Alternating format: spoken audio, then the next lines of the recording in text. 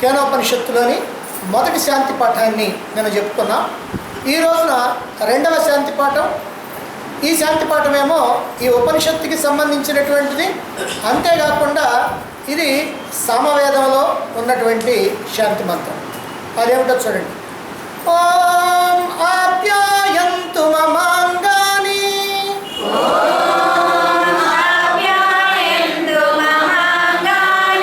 Walk ప్రాణశ్చక్షుశ్రోత్రం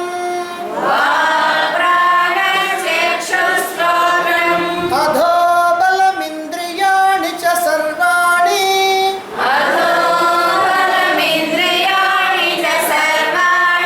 సర్వం బ్రహ్మోపనిషదం మాహం బ్రహ్మ నిరాకుర్యాం మామా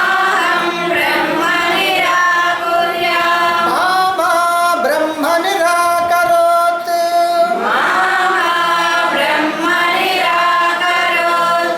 అనిరాకరణమస్తు అనిరాకరణం మేస్తు తదాత్మని నిరతే య ఉపనిషత్సు ధర్మాః తే మయి సంతు తే మయి సంతు. ఓం శాంతి శాంతి శాంతి.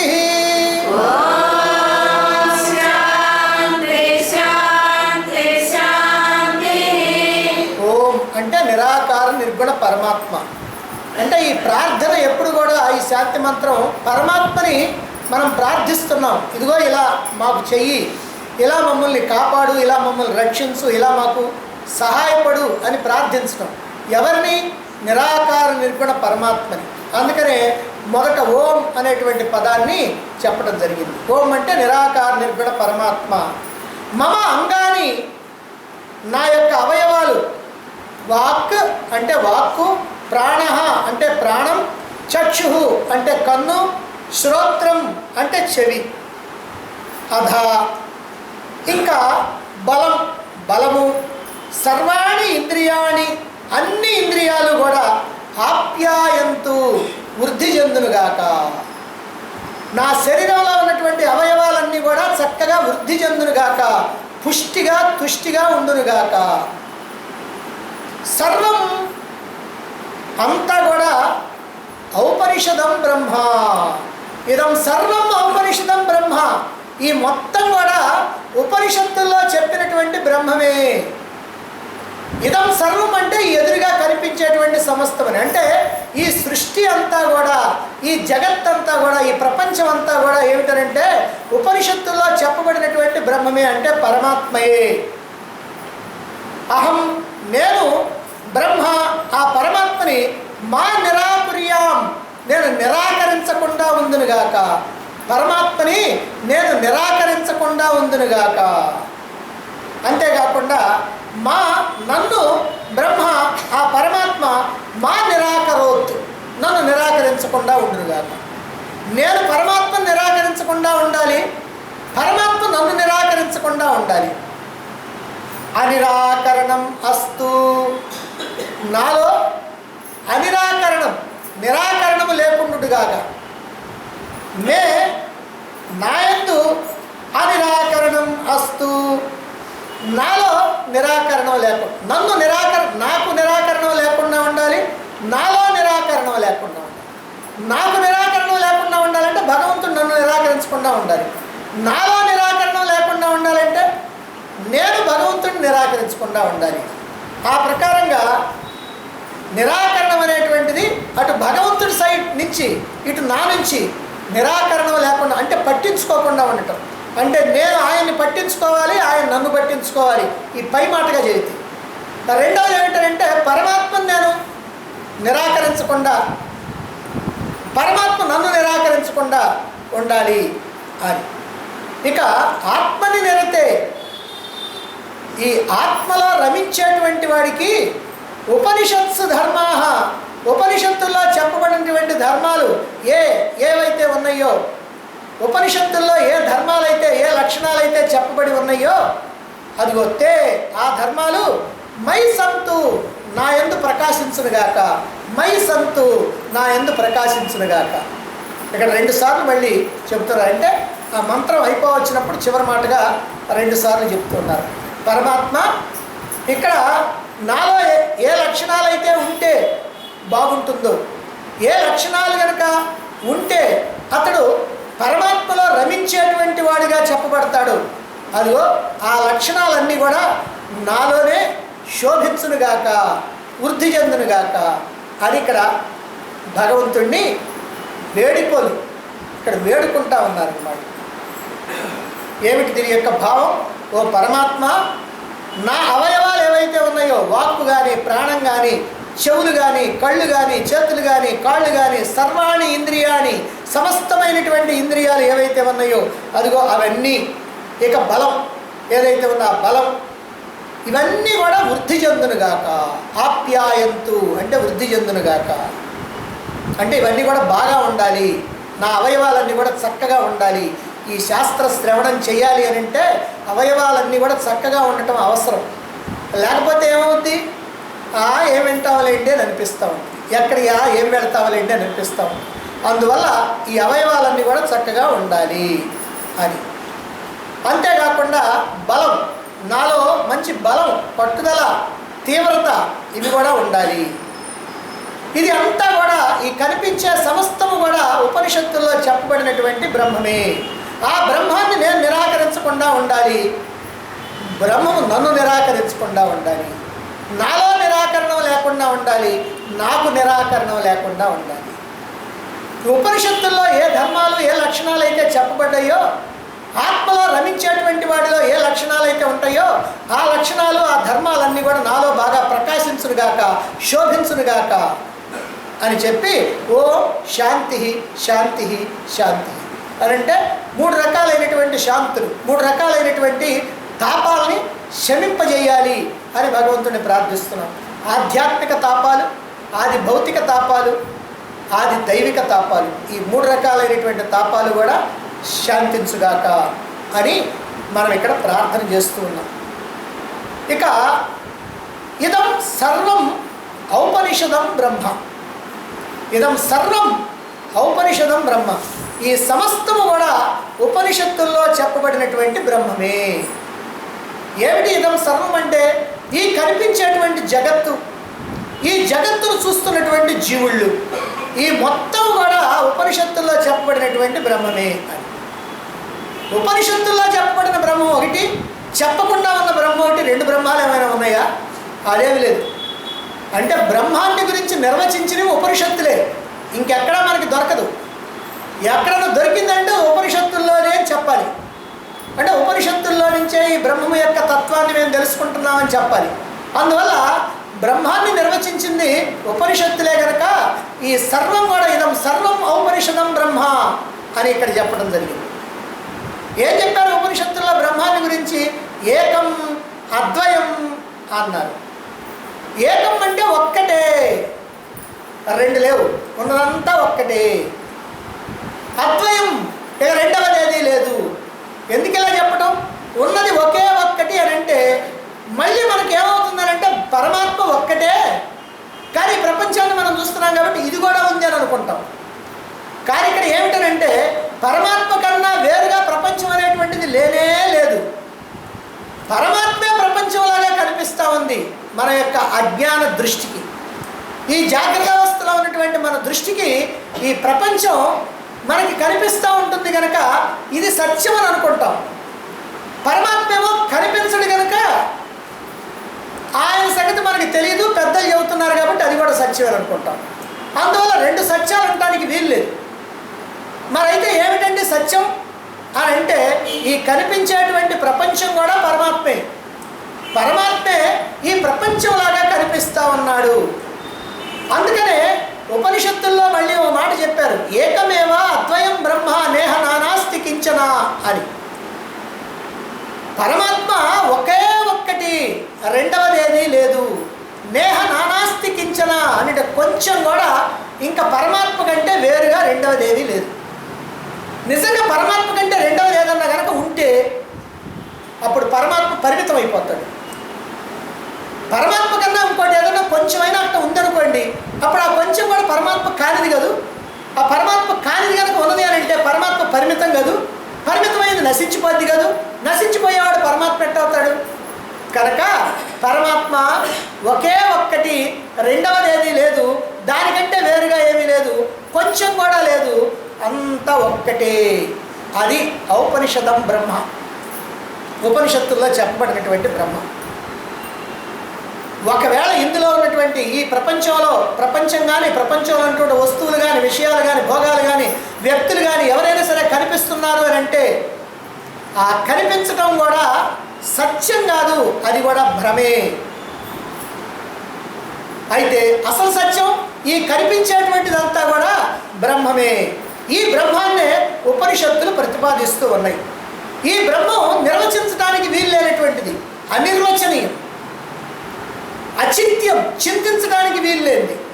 మరి నిర్వచించడానికి వీల్లేనటువంటి బ్రహ్మాన్ని, చింతించడానికి వీల్లేనటువంటి బ్రహ్మాన్ని మరి మనం తెలుసుకోవటం ఎట్లాగా అని అంటే మన యొక్క శుద్ధమైనటువంటి బుద్ధితో తెలుసుకోవాలి. అంటే ప్రాపంచిక విషయాలతో కలుషితం కానటువంటి బుద్ధితో, ప్రాపంచిక విషయాలతో కలుషితమైనటువంటి బుద్ధి సామాన్య బుద్ధి, ఆ సామాన్య బుద్ధికి అందదు పరమాత్మ. కనుక కలుషితం కానటువంటి బుద్ధి ఏదైతే ఉందో ఆ బుద్ధితో మాత్రమే తెలుసుకోవాలి ఈ పరమాత్మని.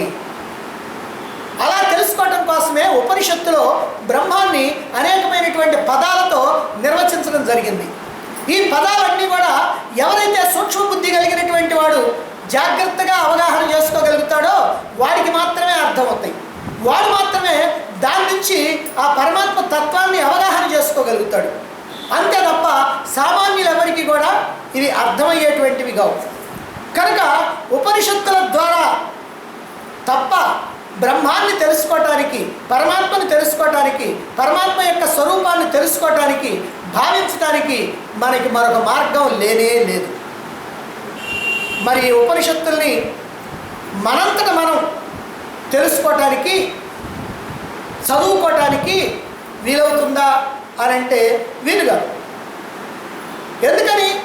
మనంతట మనం కనుక ఉపనిషత్తుల్ని కనుక చదివితే పదాల యొక్క అర్థం తెలుస్తుందే కానీ ఆ అనుభూతి మాత్రం మనకు కలగదు. అంటే పదాలకు ఉన్నటువంటి అర్థాన్ని తెలుసుకుంటాం, అడిగినప్పుడు అప్పచెప్పగలుగుతాం, అంతే తప్ప అనుభూతి మాత్రం రాదు.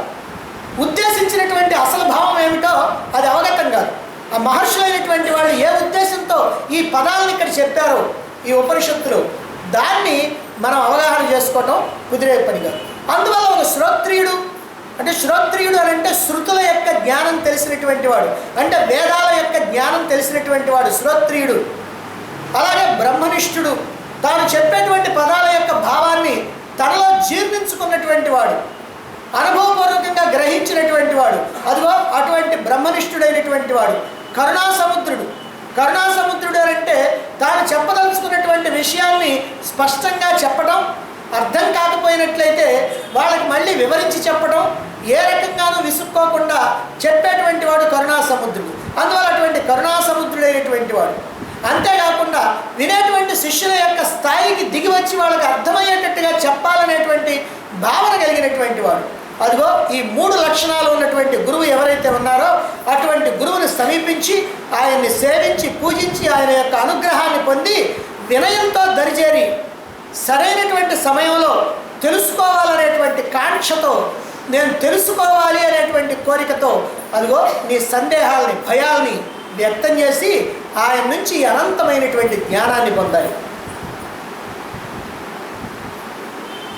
ఇక్కడ ఔపనిషదం బ్రహ్మ, ఉపనిషత్తులకు సంబంధించినటువంటి బ్రహ్మము అని. నిజంగా మనకు కనిపించేటువంటి జగత్తు, జీవుళ్ళు, ఇదంతా కూడా ఉపనిషత్తుల్లో చెప్పబడినటువంటి బ్రహ్మమే. ఎందుకు చెప్పారండి ఈ విషయం ఇక్కడ అంటే, ఉపనిషత్తులు పరమాత్మ తత్వాన్ని మనకి తెలియజెప్తాయి. పరమాత్మ అంటే ఏమిటో మనకి తెలియజెప్పాలి. ఆ పరమాత్మని మనం దర్శించగలిగేటట్టుగా మనకి తెలియజెప్పాలి. ఆ పరమాత్మని ఈ ప్రపంచంలో దర్శించగలిగేటట్టుగా మనకి ఆ తత్వాన్ని తెలియజెప్పాలి. అయితే ఉపనిషత్తులు అలా చెబుతున్నా మనం కనుక దర్శించాలి అని అంటే మన లోపల ఉన్నటువంటి అవయవాలు ఏవైతే ఉన్నాయో, లేదా మన దగ్గర ఉన్నటువంటి పరికరాలు ఏవైతే ఉన్నాయో, ఇంద్రియాలు, మనస్సు, బుద్ధి అనేటువంటి పరికరాలు, వాటిని శుద్ధం చేసుకొని దాన్ని గ్రహించడానికి మనం సిద్ధంగా ఉండాలి. కాబట్టి ఈ జగత్తు మొత్తాన్ని జగత్తుగా మనం చూస్తున్నాం. ఈ జగత్తుకి ఆధారమైనటువంటి, అధిష్టానమైనటువంటి పరమాత్మ, ఆ పరమాత్మని మనం చూడగలగాలి. అందుకే ఇదంతా బ్రహ్మమే అని చెప్పడం. అంటే పరమాత్మ కోసం నువ్వు ఎక్కడో వెతుకుతావేమో కాదు, నువ్వు ఎక్కడ చూసినా ఉన్నది పరమాత్మే.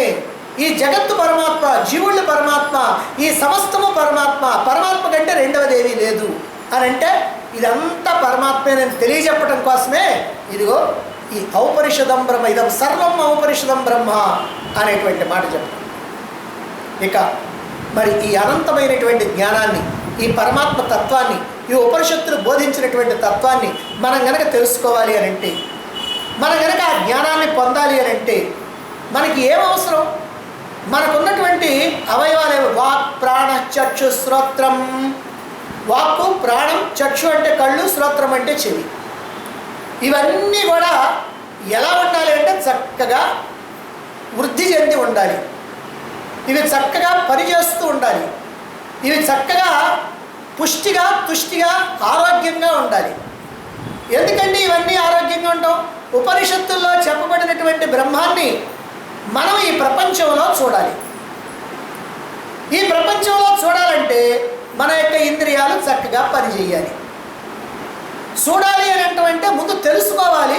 ఎలా చూడాలో తెలుసుకోవాలి. తెలుసుకున్న తర్వాత చూడాలి. అంటే ఇక్కడ తెలుసుకోవటం ఒకటి, దర్శించడం ఒకటి, రెండు ఉన్నాయి. మరి తెలుసుకోవాలన్నా, దర్శించాలన్నా మనకి ఏం కావాలి? మనం చూడటానికేమో కళ్ళు కావాలి, వినటానికేమో చెవులు కావాలి. అటు ఇటు తిరగటానికి, కూర్చోటానికి, నిలబడటానికి, వెళ్ళటానికి, రావటానికి వీటికేమో మనకు కాళ్ళు, చేతులు ఇవన్నీ కూడా కావాలి. వీటన్నిటికీ శక్తినిచ్చేటువంటి ప్రాణం, అవసరమైనటువంటి మాటలు మాట్లాడటానికి వాక్కు. వాక్కు, ప్రాణ, చక్షు, శ్రోత్రం ఇవన్నీ కూడా చక్కగా ఉండాలి. అందుకని ఆప్యాయంతు అన్నారు. అంటే ఇవన్నీ కూడా చక్కగా పనిచేయాలి. ఇవన్నీ పుష్టిగా, తుష్టిగా, ఆరోగ్యంగా ఉండాలి అని చెప్పాడు. చూడటానికి కన్ను, వినటానికి చెవి, నడవటానికి, కూర్చోటానికి, సేవ చేయటానికి కాళ్ళు, చేతులు, అన్ని అవయవాలు కూడా ఆరోగ్యంగా ఉండి సరిగ్గా పనిచేస్తూ ఉండాలి. శాస్త్రాన్ని వినేటువంటి శిష్యులకే కాదు, శాస్త్రాన్ని బోధించేటువంటి గురువుకు కూడా అన్ని ఇంద్రియాలు పనిచేయాలి. ఆయనకి అన్ని ఇంద్రియాలు పనిచేయకపోతే చక్కగా చెప్పడం అనేటువంటిది ఆయనకు కూడా కుదిరే పని కాదు. మరి వాక్యమో శుద్ధంగా ఉండాలి, మాటలో నేర్పు ఉండాలి, నైపుణ్యం ఉండాలి. ఉపనిషత్తుల్లో చెప్పబడినటువంటి బ్రహ్మతత్వం ఏదైతే ఉందో ఆ బ్రహ్మతత్వాన్ని గ్రహించడానికి కోరికలతో కలుషితం కాకుండా ఉన్నటువంటి శుద్ధమైనటువంటి బుద్ధి ఉండాలి. ఆ శుద్ధమైనటువంటి బుద్ధే సూక్ష్మమైనటువంటి బుద్ధి. అన్నిటితో కలిసినటువంటి బుద్ధి స్థూల బుద్ధి. స్థూల బుద్ధికి స్థూల వస్తువు కనపడుద్ది. ఇదిగో ఈ జగత్తంతా స్థూలం కాబట్టి ఈ స్థూలమైనటువంటి జగత్తును స్థూలమైనటువంటి బుద్ధితో తెలుసుకుంటున్నాం. మరి సూక్ష్మమైనటువంటి పరమాత్మను తెలుసుకోవాలంటే సూక్ష్మమైనటువంటి బుద్ధి కావాలి. అంటే ప్రాపంచిక విషయ వ్యామోహాలతో కలుషితం కాకుండా ఉన్నటువంటి బుద్ధే శుద్ధమైనటువంటి సూక్ష్మమైనటువంటి బుద్ధి. అప్పుడే జ్ఞానాన్ని పొందడానికి మనకి వీలు కలుగుతుంది. మరి అలా పొందినటువంటి జ్ఞానాన్ని మనం సొంతం చేసుకోవాలన్నా, మననం చేసి ఆ జ్ఞానాన్ని స్థిరపరచుకోవాలన్నా, ఆ జ్ఞానాన్ని మన యొక్క అనుభవంలోకి తెచ్చుకోవాలన్నా శ్రవణంతో పాటుగా మననము, నిధిధ్యాసన అనేటువంటివి కూడా అవసరం. కాబట్టి ఈ శ్రవణ మనన నిధిధ్యాసనలు చేయాలని అంటే, శ్రవణం చేయాలంటే చెవులు, మననం చేయాలంటే మనస్సు, నిధిధ్యాసన చేయాలంటే బుద్ధి, ఇవన్నీ ఉండాలి. శ్రవణం చేయడానికి ఒట్టి చెవులు ఉంటే చాలదు. నాకు చెవులు ఉన్నాయండి, కాళ్ళు లేవాలంటే ఇంటి దగ్గరే ఉంటాం. కాబట్టి కాళ్ళు కూడా కావాలి, చేతులు కావాలి, కళ్ళు ఉండాలి, చెవులు ప్రధానం. కాబట్టి ఇవన్నీ కూడా ఉండవలసిందే. అందుకనే ఇక్కడ చెప్తున్నారు సర్వాణి ఇంద్రియాణి వాక్ ప్రాణ చక్షు శ్రోత్రం సర్వాణి ఇంద్రియాణి అన్నీ కూడా ఆప్యాయంతు అని చెప్తున్నారు. అంతేకాకుండా అధో బలం, ఇక్కడ బలాన్ని గురించి కూడా చెబుతున్నారు. బలం అంటే ఏమిటి? వస్తాదిలాగా నలుగురిని కొట్టేటువంటి బలం అంటే మామూలు బలం ఉండాలి శరీరానికి. నలుగురిని కొట్టడానికి కాకపోయినా మనం కాస్త కూర్చోడానికి, నిలబడటానికి, నడవటానికి, దారిలో డామును పడకుండా ఉండటానికి, వీటన్నిటికీ కావలసినటువంటి బలం ఉండాలి. అయితే ఇది కేవలం ఈ బలం మాత్రమే కాకుండా, కండబలం మాత్రమే కాకుండా ధైర్యం, పట్టుదల, ప్రయత్నం అనేటువంటివి కూడా ఉండాలి. శాస్త్రాన్ని వినటానికి ఇలాంటి పట్టుదల. ఏమిటా పట్టుదల అంటే, ఏమైనా సరే నేను ఈ శాస్త్రాన్ని తెలుసుకోవాలి, ఏ త్యాగమైనా చేసి దీన్ని తెలుసుకోవాలి, దీనికోసం నేను దేన్నైనా వదులుకోవాలి. అంతేకాదు ఈ శాస్త్రాన్ని తెలుసుకోవటం కోసం నేను ఎక్కడికైనా వెళ్ళాలి, ఎవరి దగ్గరికైనా వెళ్ళాలి, ఏ సేవలైనా చేయాలి, ఏమైనా సరే డూ ఆర్ డై, తెలుసుకోవటమో లేకపోతే చావటమో, అంతే. కరోయా మరో, చేయటం లేకపోతే చావటం, అంతే తప్ప ఇక నాకు రెండోది లేదు అనేటువంటి ఓ తీవ్రమైనటువంటి పట్టుదల ఎవరికైతే ఉందో అటువంటి వాళ్ళు ఖచ్చితంగా ఈ ఉపనిషత్తుల్ని అర్థం చేసుకోగలుగుతారు. సాధారణంగా మనకి ఈ ప్రయాణం చేయటానికి, పరమాత్మ దగ్గరికి ప్రయాణం చేయటానికి 3 గ్రంథాలు ఉన్నాయి. వాటి ఉపనిషత్తులు, 2 బ్రహ్మసూత్రాలు, 3 భగవద్గీత. ఈ 3 ద్వారా మనం పరమాత్మ దగ్గరికి ప్రయాణం చేయాలి. అయితే ఉపనిషత్తులు ఎవరికండి? పరిపక్వత చెందినటువంటి సాధకుల కోసం. బ్రహ్మసూత్రాలు ఎవరికి? జిజ్ఞాసులైనటువంటి వాళ్ళకి. భగవద్గీత ఎవరికి? సామాన్యులైనటువంటి, అదిగో కుటుంబీకులైనటువంటి వాళ్ళకి, అంటే గృహస్థ ధర్మాన్ని పాటిస్తూ ఉండేటువంటి వాళ్ళు. అయితే మరి గృహస్థ ధర్మాన్ని పాటించే వాళ్ళకైతే ఏమంటే మాకెందుకు చెబుతున్నారని మీరు అనొచ్చు. ఆ స్థితిని మనం దాటాం, మీరందరూ కూడా ఆ స్థితిని దాటారు. అందుకని ఆ భగవద్గీతలో చెప్పేటువంటి విషయాలన్నీ కూడా యథార్థమని రుజువు చేయడానికి, ఆ భగవద్గీతలో చెప్పినటువంటివన్నీ ఉపనిషత్తుల యొక్క సారమని తెలియటం కోసమని, అందుకని ఉపనిషత్తులను కూడా మనం చెప్పుకుంటా ఉన్నాం. అందులోనూ ఉపనిషత్తులను వినటానికి కావాల్సినటువంటి అన్ని రకాలైనటువంటి అర్హతలు కూడా ఉన్నాయి కనుక అందుకని ఇప్పుడు ఉపనిషత్తులను కూడా చెప్పడం జరుగుతాం. కాబట్టి ఇక్కడ బలం అని అంటే పట్టుదల ఉండాలి, సోమర్తనం ఉండకూడదు. కాబట్టి మామూలు బలం ఉండాలి. అందుకే ముండకోపనిషత్తులో ఏం చెప్పారంటే నాయమాత్మ బలహీనేన లభ్య అన్నారు. బలహీనుడి చేత ఆత్మ పొందబడదు అని. అంటే బలహీనుడైనటువంటి వాడు ఆత్మని పొందలేడు, ఆత్మస్థితిని పొందలేడు అని.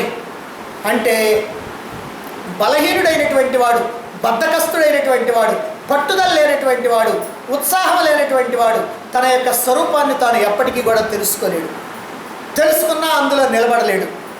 కాబట్టి నాయమాత్మ బలహీనేన లభ్య, అయం ఆత్మ బలహీనేన నా లభ్య, పొందలేడు అని చెప్పడం జరిగింది.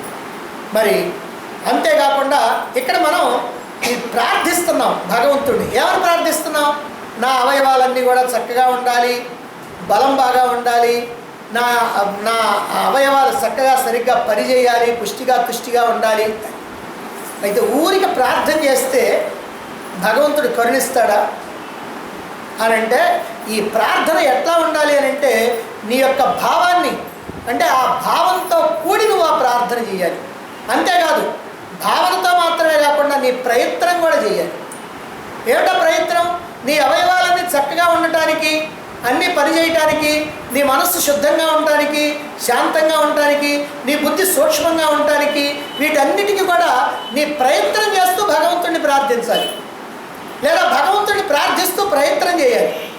అంతేగాని అంతా ఆయనే చూసుకుంటాడు అనేటువంటి పద్ధతి అది సరైనటువంటిది కాదు. ఎందుకని? ఒక రైతు ఉన్నాడట, ఆయనకు 1 ఎకరం పొలం మాత్రం ఉంది. ఆ పొలాన్ని జాగ్రత్తగా చేసుకుంటున్నాడు ప్రతి సంవత్సరం కూడా. ఒక సంవత్సరం ఆ పొలంలో బాగా సారం తగ్గిపోయిందని ఎరువు వేయటానికని ఒక బండిలో ఎరువుని పెట్టుకొని ఆ బండిని తోలుకుంటూ వస్తూ ఉన్నాడు. కొంత దూరం అయిపోయిన తర్వాత వచ్చిన తర్వాత ఏమైందనంటే వర్షం పడ్డది. వర్షం పడ్డప్పుడు కిందంతా బురదగా ఉంది.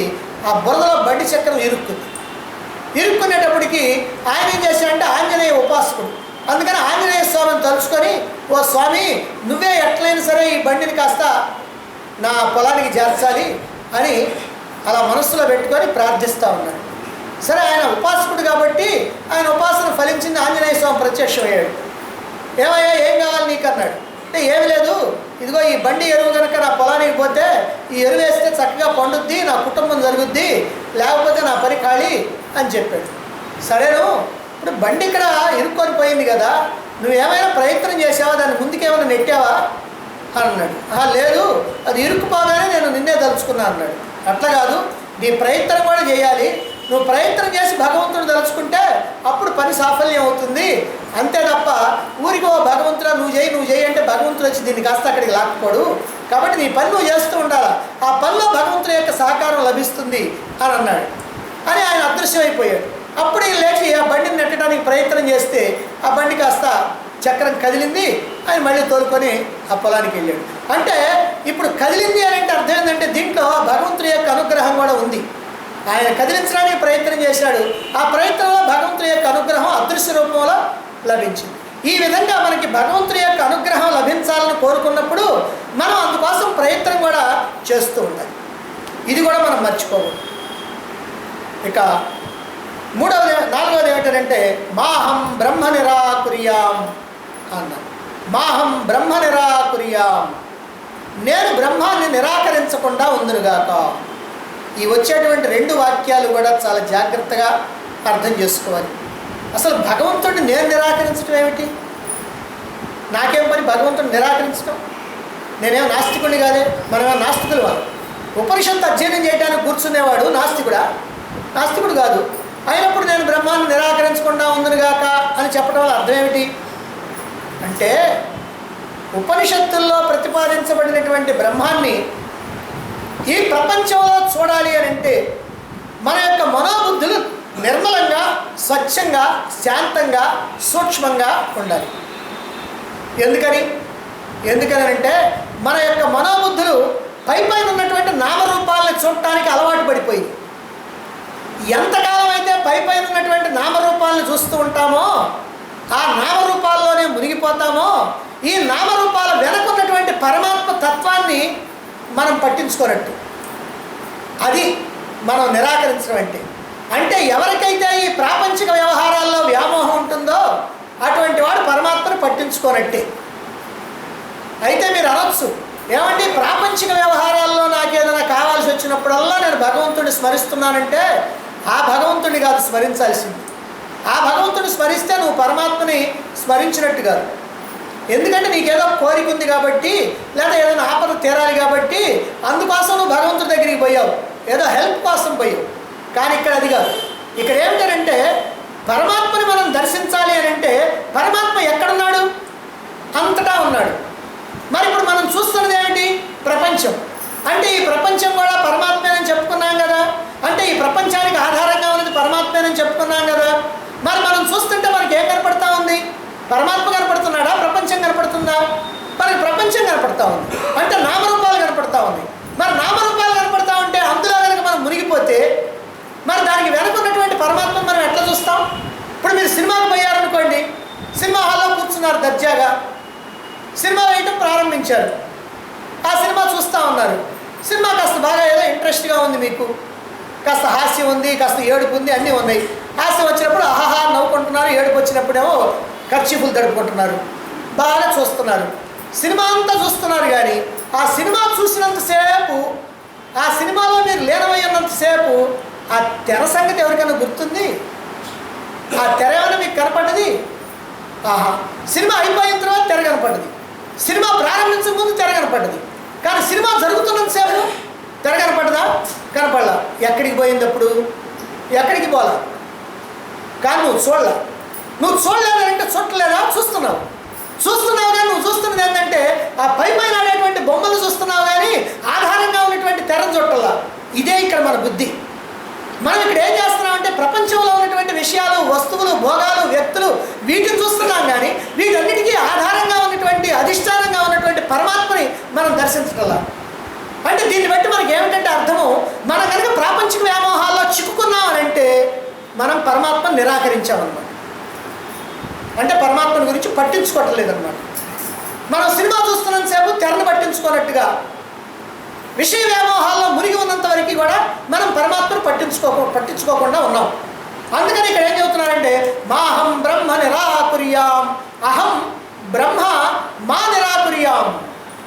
నేను పరమాత్మని మా నిరాకుర్యాం అంటే నిరాకరించకుండా ఉందునుగాక. నేను బ్రహ్మాన్ని నిరాకరించకుండా ఉందునుగాక అంటే అర్థం ఏంటి? నేను ఈ వ్యామోహాలు తగ్గించుకుందునుగాక అని. అంటే నేను ఈ నామరూపాల్లోనే నా దృష్టిని పెట్టి దీనికి ఆధారమైనటువంటి పరమాత్మని పట్టించుకోకుండా ఉండకుండా ఈ నామరూపాలనే వదిలేసి ఆధారమైనటువంటి పరమాత్మని మాత్రమే దర్శించాలి, ఆ పరమాత్మనే పట్టుకోవాలి, ఆ పరమాత్మ మీదనే నేను అభిరుచి పెంచుకోవాలి, భక్తిని పెంచుకోవాలి అనేటువంటి భావన నీకు కలగాలి. దాన్నే ఇక్కడ చెప్తున్నారనమాట. అంటే మనం నిరాకరించకుండా ఉంటాం, పరమాత్మని నిరాకరించకుండా ఉంటాం అంటే ప్రపంచ వ్యామోహాల్లో ఇరుక్కుపోవటం. మళ్ళా నిరాకరించకుండా ఉండాలంటే దీంట్లో ఇరుక్కుపోకుండా ఉండాలి. అదే ఇక్కడ ప్రార్థన. మాహం బ్రహ్మ నిరాకుర్యాం. ఇప్పుడు మనం అందరం చేస్తున్నది ఇదే. ఏమిటి? పరమాత్మను నిరాకరిస్తున్నాం. అదేమిటండి? ఇంత భక్తులం, ఇంత జ్ఞానులం, ఇన్ని శాస్త్రాలు తెలుసుకున్నాం, నేనెక్కడండి బ్రహ్మాన్ని నిరాకరిస్తున్నది? ఎప్పుడు కూడా నేను పరమాత్మని గురించి ఆలోచిస్తున్నాను కదా. ఆహా, నీ వ్యవహారంలోకి వచ్చినప్పటికల్లా పరమాత్మ లేడు, ఈ నామరూపాలతో కూడినటువంటి ప్రపంచమే ఉంది. వ్యవహారంలోకి వస్తే నువ్వు జపం చేయడానికో ధ్యానం చేయడానికి కూర్చుంటేనో శ్రవణం చేయడానికి కూర్చుంటేనో అది అప్పుడు మాత్రం నిరాకరించగల. కానీ మామూలు గనకైతే నిరాకరిస్తున్నట్టే. ఎందుకని? మనకన్నీ అవే కదా ముఖ్యం, ప్రాపంచిక విషయాలే కదా ముఖ్యం. ప్రాపంచిక విషయాల్లో ఉన్నప్పుడు కూడా, ఆ వ్యామోహాల్లో ఉన్నప్పుడు కూడా పరమాత్మను తలుచుకుంటున్నావా? సినిమా చూస్తున్నప్పుడు కూడా తెరను కూడా చూస్తున్నావా? అలా చూడటం నేర్చుకుంటే ఇక్కడ కూడా పరమాత్మను చూడటం నేర్చుకోవటం. అంటే పరమాత్మను చూడాలి అని అంటే ప్రపంచ వ్యవహారాలు పట్టకుండా పోవాలి. ఇది కాబట్టి నిరాకరణం. నేను బ్రహ్మాన్ని నిరాకరించకుండా ఉందునుగాక, ఈ కోరికని వ్యక్తం చేస్తున్నారు ఈ మంత్రంలో. మరి ఇంకోటి ఉంది, మా బ్రహ్మ మా నిరాకరోత్. నన్ను బ్రహ్మము నిరాకరించకుండా ఉండుగాక. ఇప్పుడు మనం బ్రహ్మాన్ని నిరాకరించకుండా ఉన్నాం, బాగానే ఉంది. బ్రహ్మం మనం నిరాకరించకుండా ఉంటాం ఏంటి? ఆయనకే ఆయన హాయిగా చూస్తాడు బాగానే. నన్ను ఎందుకు పట్టించుకోకుండా ఉంటున్నాడండి భగవంతుడు? నన్ను పట్టించుకోకుండా ఉండకూడదు అంటే నన్ను పట్టించుకోవాలి అని ఇక్కడ మనం చెప్తున్నాం. అంటే నన్ను బ్రహ్మము అంటే పరమాత్మ నిరాకరించకుండా ఉండునుగాక. మనం బ్రహ్మాన్ని నిరాకరించకుండా ఉండాలంటే ఈ ప్రపంచం అంతటా వ్యాపించి ఉన్నటువంటి పరమాత్మని, సూక్ష్మాతి సూక్ష్మమైనటువంటి పరమాత్మని, అయ్యా నీ అనుగ్రహం నాకు కావాలని మనం ప్రార్థించాలి. ఇందా చెప్పుకుంది అదే, నాకు నీ అనుగ్రహం కావాలి. నేను నిన్ను నిరాకరించకుండా ఉండాలంటే నాకు నీ అనుగ్రహం కావాలి. ఏమిటి అనుగ్రహం? నాకు ఈ ప్రాపంచిక వ్యామోహాలు కాస్త తగ్గేటట్టుగా ఉండాలి, దానికి నీ సహాయం కావాలి అని మనం అక్కడ ప్రార్థిస్తూ ఉన్నాం. మరైతే ఆయన తనను తను దాచుకున్నాడు అనుకోండి, అప్పుడు మనం నిరాకరించినట్టు. తనను తాను దాచుకోవటం అంటే ఇప్పుడు పరమాత్మ ఎక్కడ కనపడుతున్నాడు? ఇదిగో నేను పరమాత్మని ఇక్కడ ఉన్నానండి, రండి రండి రండి అని పిలుస్తున్నాడు. ఎక్కడన్నా ఆహా, దేవాలయాల్లో దేవతలు ఉన్నారు, రండి రండి రండి అని పిలుస్తా. కానీ ఆ దేవతా విగ్రహాలు కాదు పరమాత్మ. పరమాత్మ అంటే నిరాకార నిర్గుణ తత్వం. ఆ నిరాకార నిర్గుణ తత్వం ఎక్కడుంది? దేవాలయాల్లో విగ్రహానికి వెనకుంది. ఇదిగో ఈ కదిలేటువంటి విగ్రహాలకి వెనక ఉంది, ఈ కదలటువంటి వాటి అన్నిటి వెనక ఉంది, ఈ సమస్తమైనటువంటి ప్రపంచం వెనక ఉంది, ఈ సమస్తమైనటువంటి పంచభూతాల వెనక ఉంది. అన్నిటి వెనక ఉన్నది పరమాత్మే. వెనక వెనక వెనక అంటే ఆయన వెనకుండా ఏం చేస్తున్నాడండి అంటాం. వెనకుండా ఏం చేస్తున్నాడంటే అన్నింటిలో కూడా తెలియకుండా వ్యాపించి ఉన్నాడు. అందుకని మనం ఏం చేస్తున్నామంటే పైన కనిపించేదాన్ని చూస్తున్నాం, కనిపించని పరమాత్మను చూడాల. అప్పుడు ఏమవుతుంది? పరమాత్మ దాగి ఉన్నాడు. మరి పరమాత్మ తనను తాను దాచుకుంటే మనకి చుట్టానికి వీలు కాదు కదా. అప్పుడు ఆయన మనల్ని నిరాకరించినట్టు అవుతుంది. మరి ఆయన యొక్క అనుగ్రహం మన మీద కనుక ఉంటే మనం ఈ అనిత్యమైనటువంటి, మిథ్యైనటువంటి, అసత్యమైనటువంటి శాశ్వతము కానటువంటి అశాశ్వతమైనటువంటి ఈ నామరూపాలను తొలగించి ఆ బ్రహ్మాన్ని దర్శించగలుగుతాం. ఆయన అనుగ్రహం మన మీద ఉంటే, అంటే ఆయన తనను తాను దాచుకోకుండా ఉంటే, అంటే ఆయన అనుగ్రహం మన మీద ఉంటే మనం ఆ పరమాత్మని ఇక్కడే దర్శించగలుగుతాం, ఈ ప్రపంచంలోనే దర్శించగలుగుతాం. మరి ఆయన అనుగ్రహం కలిగితే లేదు. ఆయన అనుగ్రహం కలగాలంటే మనం ప్రార్థించాలి. నన్ను నిరాకరించవద్దు, మా బ్రహ్మ నిరాకరోత్, నన్ను నిరాకరించవద్దు అని ఆయన ప్రార్థించాలి. భగవంతుని అనుగ్రహం కోసం తీవ్రంగా తప్పించాలి. గురువు యొక్క అనుగ్రహాన్ని పొంది శాస్త్ర హృదయాన్ని గ్రహించినప్పుడే భగవంతుని యొక్క అనుగ్రహం లభిస్తుంది. అందుకే మా బ్రహ్మ నిరాకరోత్ అని చెప్పారు. ఇక ఈ రెండు విషయాలనే ఒకే పదంలో అనిరాకరణం అస్తు, అనిరాకరణం నే అస్తు. అనిరాకరణం అస్తు, నాకు నిరాకరణం లేకుండా ఉండాలి, నాలో నిరాకరణం లేకుండా. నాలో నిరాకరణం లేకుండా అంటే నేను పట్టించుకోకుండా ఉండకూడదు, నన్ను ఆయన పట్టించుకోకుండా ఉండకూడదు. మళ్ళీ ఇదే మాటని మళ్ళీ ఇక్కడ చెప్తా ఉన్నారు. ఏమిటనంటే ఇది మనం ఆర్తితో ప్రార్థించాల్సింది, భగవంతుడిని ఆర్తితో ప్రార్థించాల్సింది ఏమిటంటే నన్ను నిరాకరించవద్దు, నాకు నిరాకరణ వద్దు, నువ్వు నన్ను నిరాకరించవద్దు, నేను నిన్ను నిరాకరించకూడదు అనేటువంటి భావనతో ప్రార్థన చేయాలి. అంటే మనం కనుక ఈ నామరూపాల మాయలో కనుక పడిపోతే బ్రహ్మాన్ని దర్శించేటువంటి యోగ్యత లేకుండా పోతుంది. అలా బ్రహ్మాన్ని నేను నిరాకరించకుండా ఉండాలి. అలాగే మనలో నిరాకరణ ఉన్నట్టు ఎప్పుడు మనలో నిరాకరణ ఉంటుంది? ప్రపంచం మీద మనకు కనుక ఆసక్తి ఉంటే మనలో నిరాకరణ ఉన్నట్టు. ఆ ప్రపంచం మీద ఆసక్తి కనుక పోతే మనలో నిరాకరణ లేనట్టు. ఎందుకంటే ప్రపంచం మీద ఆసక్తి పోతే ప్రపంచానికి ఆధారంగా ఉన్నటువంటి పరమాత్మే మనకు కనపడుతుంది. చీకట్లో తాడు పాముగా కనపడుతుంది కదా, పాము దృష్టి ఉన్నంతకాలం తాడు దృష్టి నీకు లేదు. పాము దృష్టి ఎప్పుడైతే పోయిందో అప్పుడే నీకు తాడు దృష్టి. ఏమంటే పాము దృష్టి ఎట్లా పోద్దండి? సందేహం. పాము దృష్టి ఎట్లా పోద్ది? వెలుగు వస్తే పోద్ది. కాబట్టి ఇక్కడ కూడా ఏమంటారంటే జగద్దృష్టి నీకు పోవాలి. జగద్దృష్టి ఉన్నంతకాలం పరమాత్మ దృష్టి నీకు రాదు. జగద్దృష్టి ఎప్పుడైతే పోయిందో అప్పుడు పరమాత్మ దృష్టి వస్తుంది. మరి జగద్దృష్టి ఎట్లా పోద్దండి? అక్కడ ఎట్లా పోయింది? లైట్ వేస్తే పోయింది. మరి ఇక్కడ ఎట్లా పోద్ది జగద్దృష్టి? జ్ఞానం, ఆత్మజ్ఞానం. కాబట్టి ఆత్మజ్ఞానం వస్తే నీకు జగద్దృష్టి పోద్ది, జగద్భ్రమ పోద్ది. జగద్భ్రమ పోతే పరమాత్మ దృష్టి కలుగుతుంది. కాబట్టి ఈ రకంగా మనలో ఈ దృష్టి, ఈ బాహ్య దృష్టి పోవాలి, అంతర్దృష్టి కలగాలి. ఈ బాహ్య దృష్టిపై అంతర్దృష్టి కలగాలి అని అంటే, ఆత్మదృష్టి కలగాలి అని అంటే నేను ఆత్మను తెలుసుకోవాలి. నేను ఆత్మను తెలుసుకోవడమే ఆత్మజ్ఞానం. ఈ ఆత్మజ్ఞానాన్ని ఇచ్చేదే ఉపనిషత్తు. ఈ ఉపనిషత్తు చెప్పేది ఏమిటంటే నువ్వు ఆత్మవేనని తెలియజేయడు.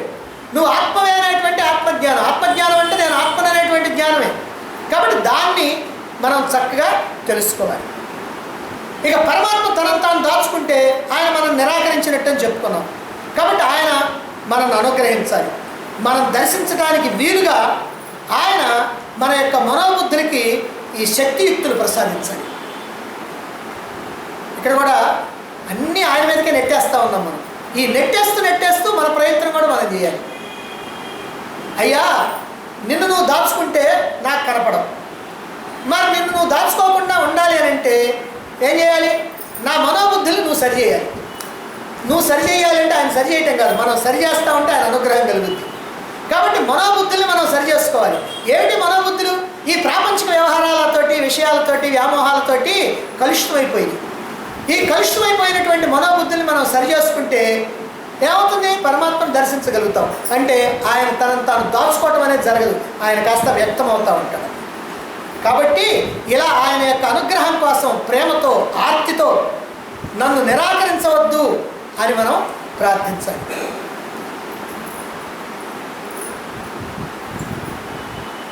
ఇక్కడ భగవంతుడి యొక్క అనుగ్రహం అలాగే మన యొక్క ప్రయత్నం రెండూ కలిసి విజయపథం వైపు మనం నడిపిస్తాయి అనే విషయాన్ని మనం తెలుసుకోవాలి. ఇక చివరిది తదాత్మని నిరతే యా ఉపనిషత్సు ధర్మా అన్నారు. తదాత్మని నిరతే, ఆత్మని నిరతే. ఆత్మని నిరతేనంటే ఆత్మలో రమించేటువంటి వాడు. ఉపనిషత్సు ధర్మాహ, ఉపనిషత్తుల్లో చెప్పబడినటువంటి ధర్మాలు ఏవైతే ఉన్నాయో అదిగో అవి మై సంతు, నాలో శోభించునుగాక, నాలో వృద్ధి ఎగునుగాక. ఉపనిషత్తుల్లో కొన్ని ధర్మాలు, కొన్ని లక్షణాలు చెప్పాను. దేనికి సంబంధించిన లక్షణాలంటే, ఎవరైతే నిరంతరమో ఆత్మలో రమిస్తూ ఆత్మాకారంగా ఉంటారో, ఆత్మగానే ఉంటారో, తనను తాను ఆత్మగా భావించుకుంటూ జీవభావాన్ని వదిలిపెట్టేశారో, అదిగో అటువంటి వాళ్ళల్లో ఏ లక్షణాలు ఉన్నాయో ఆ లక్షణాలన్నీ కూడా నాలో శోభించునుగాక. ఆ లక్షణాలన్నీ ఎక్కడ చెప్పారు?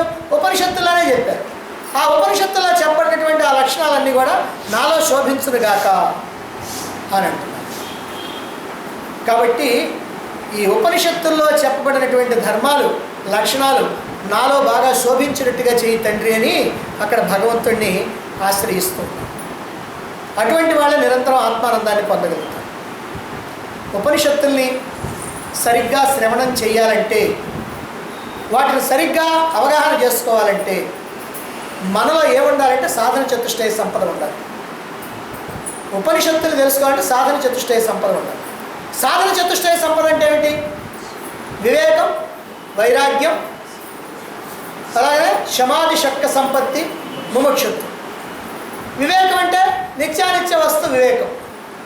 ఇది అన్నిట్లో ఎన్నోసార్లు ప్రారంభ సూచకంగా చెప్తారు. అంటే ఇవన్నీ ఉంటే నీకు ఆ వినేటువంటి అర్హత వస్తుంది. అర్హత అంటే ఏమిటంటే అర్థం చేసుకొని విని అర్థం చేసుకునేటువంటి అర్హత. ఊరికి వినటానికైతే ఎవరైనా వినొచ్చు. విని అర్థం చేసుకోవాలంటే నీకు ఈ లక్షణాలు ఉండాలి. ఏమిటా లక్షణాలంటే నిత్యానిత్య వస్తు వివేకం. నిత్యమైనటువంటి వస్తువేది, అనిత్యమైనటువంటి వస్తువేది. రెండవది ఏమిటి? ఇహాముత్రార్థ ఫలభోగ విరాగ. ఈ లోకంలో కానీ పై లోకంలో కానీ నేను సుఖాలు భోగాలు అనుభవించాలి అనేటువంటి భావాన్ని వదిలేయాలి. మూడవది సమాధి, షట్క సంపత్తి. శమ్ము, దమ్ము, ఉపరము, తితిక్ష, శ్రద్ధ, సమాధానం అనేటువంటి. అంటే ఏమిటి? ఈ మన మనస్సుని, బుద్ధిని, వీటన్నిటిని శుద్ధం చేసేటువంటి. నాలుగవది ముముక్షత్వం. ముముక్షత్వం అని అంటే నాకు మోక్షం కావాలనేటువంటి కోరిక. అసలు నిజంగా నాకు మోక్షం కావాలనేటువంటి కోరిక ఎంత బలంగా ఉంటే అంత త్వరగా ఈ లక్షణాలన్నీ మనలోకి వచ్చేస్తాయి. ఇది బలం తక్కువగా కనుకుంటే అవన్నీ కూడా మెల్లిగా చిన్నగా అక్కడక్కడ ఆడుకుంటూ వస్తాయి. అందుకని ఏమిటంటే ముముక్షత్వం అనేటువంటిది, మోక్షాపేక్ష అనేటువంటిది మనకి బాగా పూర్తిగా ఉండాలి అనేటువంటి విషయం మనకు అర్థమవుతుంది. కాబట్టి ఆత్మలో రమించేటువంటి వాడికి, ఆత్మలో రమించాలనుకునేటువంటి వాడికి, పరమాత్మను తెలుసుకోవాలనుకునేటువంటి వాడికి, ఉపనిషత్తుల యొక్క జ్ఞానం నాకు అవగాహన కావాలనుకున్నటువంటి వాడికి ఈ 4 లక్షణాలు ఉండాలి. ఈ 4 సాధన చతుష్టయాలు ఉండాలి. ఇలాగ ఇంకా ఆత్మలో రమించేవాడికి ఏ లక్షణాలు ఉండాలో అవి కూడా నాలో ప్రకాశించునుగాక అని ఇక్కడ మనం కోరుకుంటాం. ఇలా కోరుకొని పరితాపంతో మనం భగవంతుడిని ప్రార్థించాలి. ఇది మనం ప్రతిరోజు చేసేటువంటి ఈ ప్రార్థన. ఎందుకు ఈ ప్రార్థన చేయాలి? ఉపనిషత్తును వినటానికి ముందు అని అంటే ఉపనిషత్తుకి ఏ ఆటంకం కలగకుండా ఉండాలి. ఉపనిషత్తుల్లో చెప్పబడినటువంటి జ్ఞానం అంతా కూడా మనకి బాగా అవగాహన కావాలి. అవగాహన అయినటువంటి జ్ఞానం అంతా కూడా మనం జీవితంలో ఆచరణ చేసుకోవాలి. ఆచరణ చేసుకొని మనం అందుకోవాల్సినటువంటి లక్ష్యాన్ని అందుకోవాలి అనేటువంటి భావనతో ఇదిగో ఈ రెండు శాంతి మంత్రాలని కూడా మనం చదువుతూ ఉంటాం. అప్పుడే ఆత్మలో మనం రమించగలుగుతాం, ఆత్మానందాన్ని పొందగలుగుతాం. అయితే ఈ ప్రార్థనలన్నీ కూడా ఎలా ఉండాలి ఆ విషయం మనం మర్చిపోకూడదు. ఇవన్నీ కూడా హృదయపూర్వకంగా ఉండాలి. మనం ఏమిటంటే ఇక్కడ సంస్కృతంలో ఉంది కాబట్టి సంస్కృతంలోనే మనం కనుక చెబితే ఆ పరమాత్మకు అర్థం అవుద్దండి, ఆయనకి సంస్కృతం తప్ప రెండోదేమీ రాదేమో, ఆయన ఏ స్టేట్ వాడో మనకు తెలియదు కదా అని మనం ఏం దిగులు పడక్కర్లా. అన్ని స్టేట్లు ఆయనయే, అన్ని దేశాలు కూడా ఆయనయే. అందుకని నువ్వు ఇంగ్లీష్లో చెప్పినా, హిందీలో చెప్పినా, తెలుగులో చెప్పినా, ఒరియాలో చెప్పినా, కన్నడంలో చెప్పినా అన్నీ ఆయనకు అర్థమవుతాయి. ఇయే కాదు, ఇంకా ఏ బ్రిటన్లో భాష కానీ, ఏ ఫ్రెంచ్ కానీ, ఇంకా ఏ భాషల్లో చెప్పినా ఆయనకు అర్థమవుతుంది. అందుకని ఆ చెప్పేది ఏమిటంటే నీ హృదయం లోతుల్లో నుంచి రావాలి. ఒక చోట ఒక గ్రామంలో ఒక విష్ణాలయం ఉంది. ఆ విష్ణాలయం చాలా బాగా మంచి పేరుంది. ఆ దేవుడు చాలా గొప్పవాడు, ఆయన మంచి ప్రభావం కలిగినటువంటి వాడని పేరుంది. సరే ఊరికి కాస్త వెలుపులుంది. ప్రతిరోజు కూడా పూజారి వెళ్ళి తలుపులు తీసి అది శుభ్రం చేసి ఆ పూజలు చేసుకొని నైవేద్యం పెట్టేసి తిరిగి వచ్చేస్తూ ఉంటాడు. ఎక్కువ మంది జనసంచారం ఉండదు. ఒక రోజు పొద్దున్నే ఆయన పోయి తలుపులు తీసి ఎంత శుభ్రం చేసి ఆయన పూజ చేసుకుంటా ఉండేప్పటికల్లా బరబర 10 మంది వచ్చారు. వచ్చిన తర్వాత 10 మంది ఏం చేస్తున్నారంటే, ఓ తండ్రి నీవే దిక్కు మాకు, నీకంటే మాకు అన్యమైనటువంటి దిక్కు లేదుగా. ఎందుకనంటే మేము కోటాను కోట్ల జన్మలు ఎత్తాము, ఈ జన్మల్లో అనేకమైనటువంటి దుఃఖాలు అనుభవించాము, ఇంకా మేము ఇవన్నీ కూడా అనుభవించలేము, ఈ దుఃఖాలు అనుభవించలేము, ఈ జన్మలన్నీ కూడా మాకు అంతం కావాలి. అలా అంతం కావాలి అంటే ఇదిగో నన్ను నీలో కలుపుకోవయ్యా, నన్ను నీలో కలుపుకుంటే నాకు మోక్షం వస్తుంది, ఇక ఈ జన్మలు దెబ్బపోతాయి, శాశ్వతమైనటువంటి ఆనందం వస్తుంది, ఇదే నేను కోరుకునేది, నాకు ఇదే కావాలి. ఎప్పుడు నన్ను నీలో కలుపుకుంటావో కలుపుకో, ఎప్పుడు నన్ను నీలో కలుపుకుంటావో కలుపుకో అని ప్రార్థన చేస్తున్నాను. అలా చేసి వాళ్ళు వెళ్ళిపోయారు, ఈయన వెళ్ళిపోయాడు. సరే, ఈయన ప్రతిరోజు తలుపు తీసేయగానే వీళ్ళు వస్తున్నారు, ఈ ప్రార్థన చేస్తున్నారు. రోజు వింటున్నాడు ఈయన. సరే, ఈయనకి అనుమానం వచ్చింది, ఏమిటి రోజు ఒకే భాష, ఒకే పదాలు, అసలు మాట మార్తల్లా అచ్చుగుద్దినట్టుగా అదే చెబుతున్నారు. అసలు ఇదేమిటి, వీళ్ళ యొక్క మనసు లోపల నుంచి వచ్చిందా లేకపోతే ఏమిటి అని తెలుసుకోవాలనుకున్నాడు. అందుకని మరుసటి రోజు ఏం చేశాడంటే తలుపు తీసి వాళ్ళు రాకముందే ఏం చేశాడంటే ఆ విగ్రహం వెనక్కి కూర్చున్నాడు. వీళ్ళు రికార్డ్ వేసేసారు. రికార్డ్ వేసిన తర్వాత నన్ను నీలో కలుపుకో, నన్ను నీలో కలుపుకో, ఇక నువ్వే దిక్కు అని అంటున్నారు.